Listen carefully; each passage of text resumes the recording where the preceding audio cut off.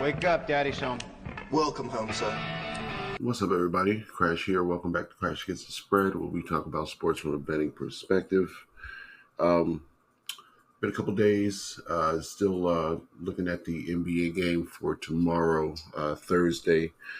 Starting to look at the baseball cards, starting to break these games down and pay attention to who is who.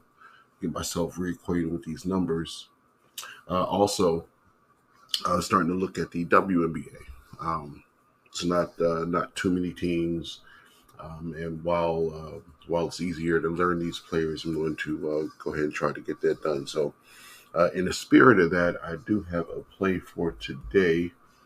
I'm looking at the Lynx and the Sparks. I like the Lynx in this game. Sparks are only 2-6 on the season, 2-5 against the spread. And I think this is the perfect time for me to jump in and take the favorite later points. I have been looking at the totals. These games aren't nearly as high scoring as their NBA counterparts. So I'm usually on the under, but this is a low number.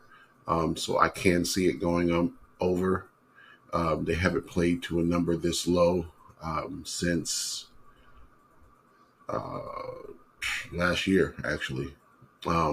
So they haven't played to a number this low this season at all, and they're 6-4 to the over right now. So this number I can see going over. It's the Sparks team that doesn't put as many points up. So it's kind of 50-50. They don't really play the numbers this low either. So staying off the total, it will be over or pass. But I'm passing, and I'm going to go ahead and take a shot with the Minnesota Lynx. So that's going to be my pick. Lock it in. Let's get this money. And we'll be back tomorrow for the first game of the finals. I'll take the bad guy role. The reason why we watching women's basketball is not just because of one person. It's because of me, too, and I want y'all to realize that.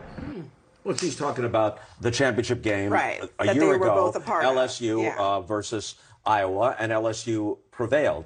But to your earlier point, there was an incident recently. Alyssa Thomas, who happens to be African-American, grabbed Angel Reese by the throat and threw her to the floor. Flagrant 2, ejected from the game. The reason why that doesn't spark as much conversation isn't just that Caitlin Clark is a bigger star than Alyssa Thomas. It's because it's a black-on-black incident, wow. And you don't have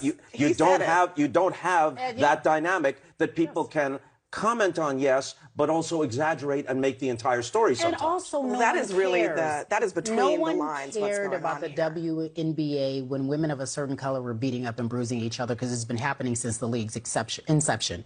We have this star, this person that people love. They want to protect her. So now the new fans and the new analysts and the new people have so much to say. Bob, thank you for saying that and acknowledging that, because you're a legend in this sport. And you are also gracious enough to say, look,